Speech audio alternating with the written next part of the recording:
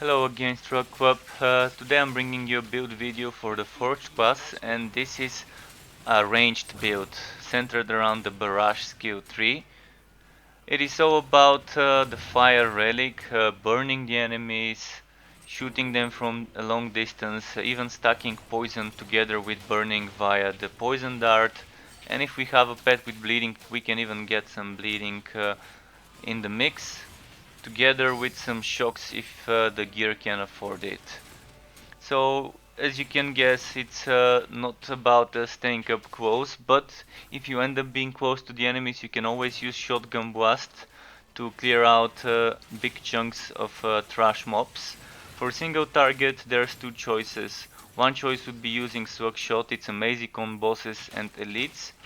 The other choice would be using rapid fire. In a moment you would see some footage with me using rapid fire, and throughout the gameplay phase you would also be seeing footage with both rapid fire and slug shot. So this is how rapid fire kind of can be useful. It ends up proccing the shock, burning and other things more often than the slug shot would, but it doesn't have piercing, so Slug Shot is better when the enemies are lined up and when there's like multiples next to each other, whereas Rapid Fire is probably good if you want to be proccing stuff. I've also included Ramming Robot for extra movement, and it can even be used as a damage skill. I've included Vent Vortex Bomb as the venting skill, and optionally you could use Cold Launch, but I think Vent Vortex Bomb when maxed out has a very nice cooldown, 5.9 seconds, whereas Cold Launch could be used as a secondary or replaced with Sword Smash, depending on what you prefer. Cold Launch does burning and it synergizes well with our relic skills. You can also use rapid fire instead of cold launch, that way you would have both rapid fire and slug shot in your skill bar ready to be used depending what the situation requires. So as the build name suggests, this build would be about fire, burning and explosions. And the relic weapon to help you with this is the Flaming Destroyer sword. So don't mind how I've spent those skill points. On your left screen side you should be seeing an image of suggested skill point, relic point allocation when you decide to use Sword Smash, and then two different choices for when you decide not to use Sword Smash. If you're not using Sword Smash, you can either go 5 points in Sharper Blades and 5 in Ignition Source, or 10 points in Sharper Blade. Then those are 0, both of those would be 0. Then I would suggest going for 10 points Lingering Blaze. Even though we're a ranged build and fearing is not bad for us, I don't think it's worth making the enemies fear instead of bonus burning damage for hazards. Then I would suggest going for 10 points Firestarter and 10 points Smolder. So the difference when using Sword Smash would be you would have 5 points here.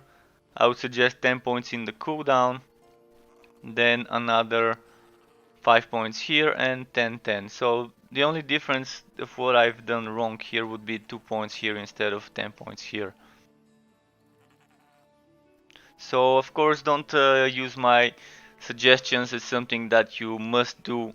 Just pick what's best for you. If you want to be mixing things around, do that, make the build your own.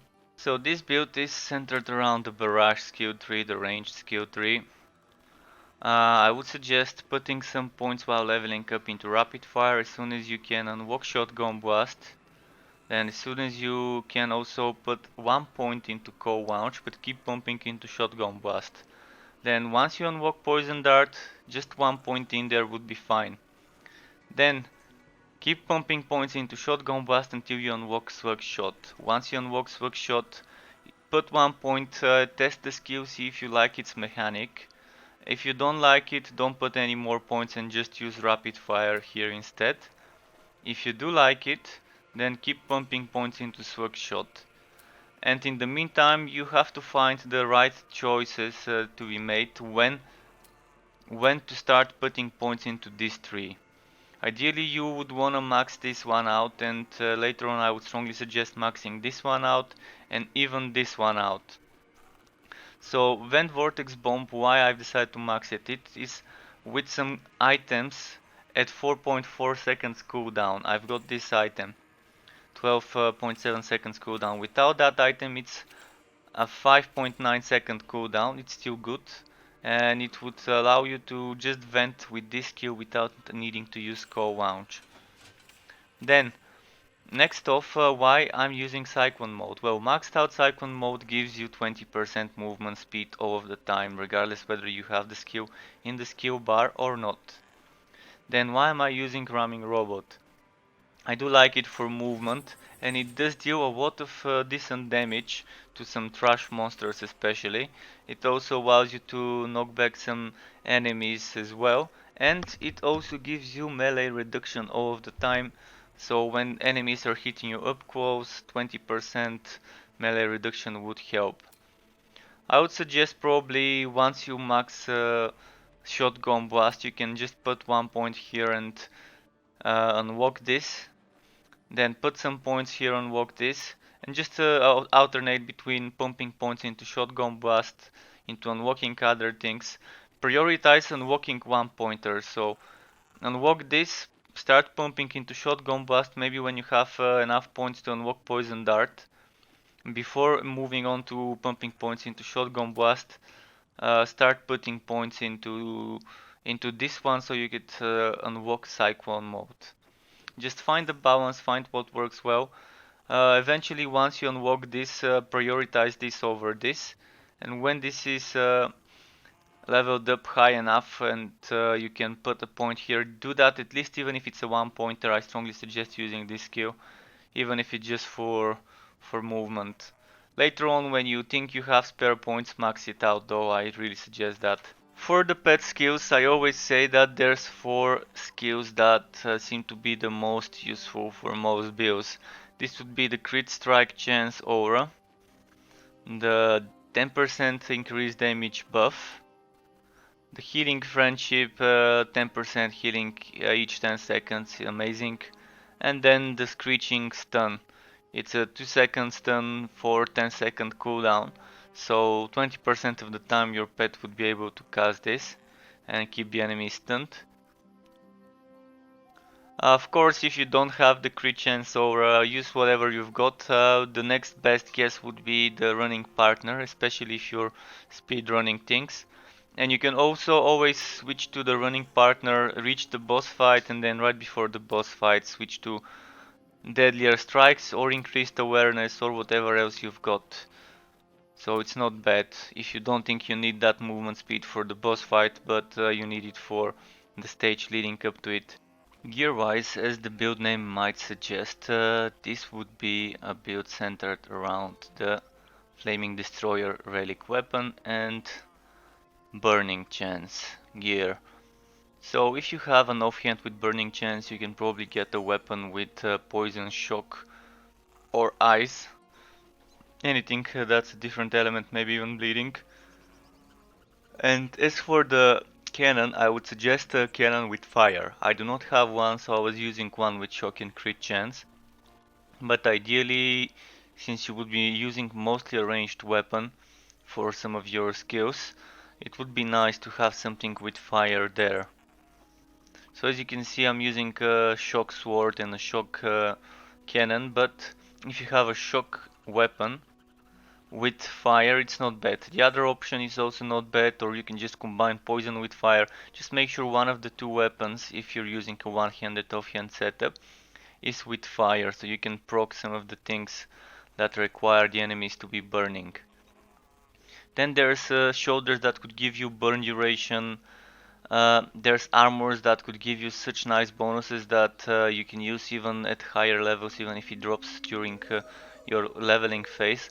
Just look at this one, it's giving flat HP more, not flat HP, but percent HP, more percent HP, percent crit damage, compared to this one that's giving percent HP and physical damage flat, which physical damage flat would be stacking and it would be scaling depending on the item level. And there's also heavy defense, which also scales.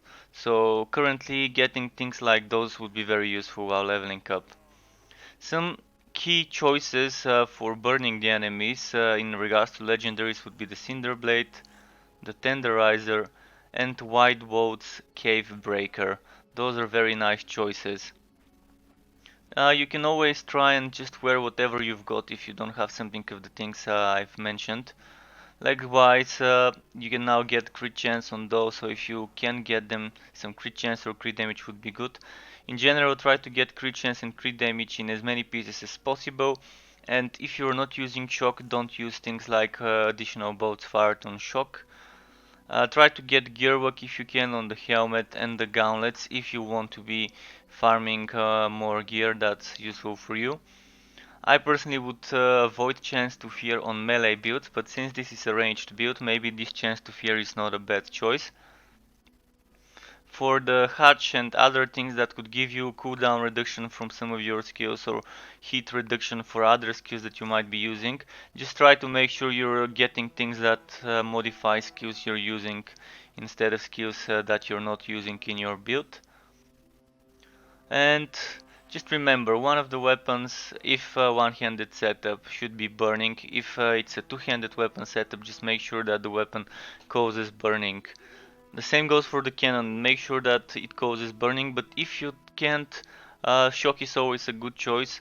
Poison is also not a bad choice as well. Just try to get something that works. For the pet items, you can go for something like the Ember tag. Let me just check this one.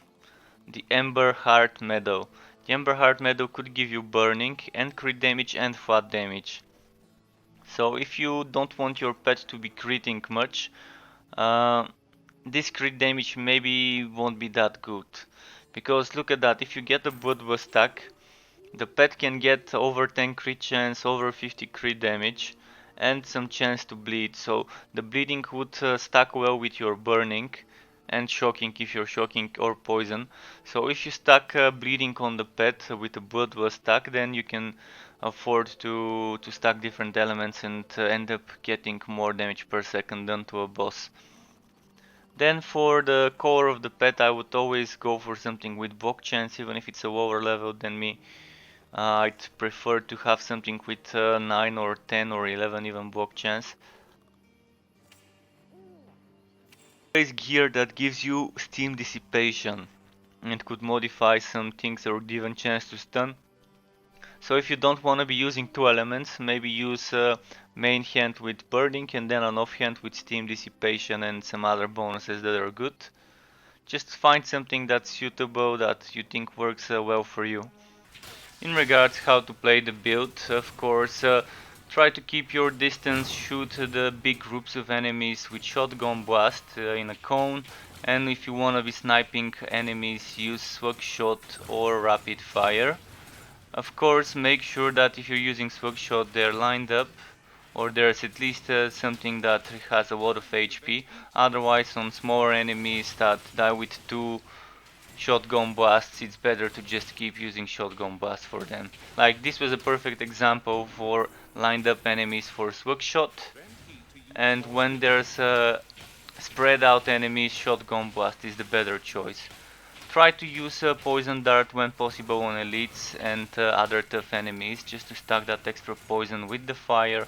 Cold launch could help you with extra burning, and when needed to vent, use either of the vent skills. You can use Vent Vortex Bomb to combo it with Shotgun Blast. You can pull big groups of enemies close to you, then finish them off if they have some HP left with Shotgun Blast. And you can also, as I said, stack the poison from Poison Dart and the fire burning from Cold Launch together for extra damage over time. And Ramming Robot is good not just for moving around the map, but also to escape tough situations. So if you end up getting surrounded or just need a little room to breathe, you can just move back or forward with Ramming Robot. It will knock back some enemies in your path and it will actually let you escape a few meters away from where you were standing. Ramming Robot is also good to kill enemies that are lined up. It would help you do decent damage to those larvae or goblins or whatever doesn't have much HP. It would probably get one shot. And whatever doesn't get one shot, you could finish off either with some shotgun blast spamming, rapid fire, or slug shot. Again, you're seeing some footage with rapid fire just to see how different it could be to a Slug Shot setup. It has its own things such as proccing those lightning bolts in my case more often. So you kind of have to decide for yourself whether you think rapid fire is better for you or Slug Shot. I personally like Slug Shot in some cases, but rapid fire is my preferred skill. Thanks for watching this video, folks. If you've enjoyed it, you can let me know by hitting that button, and if you want to be notified for future content that I'm uploading, you can hit the subscribe button as well.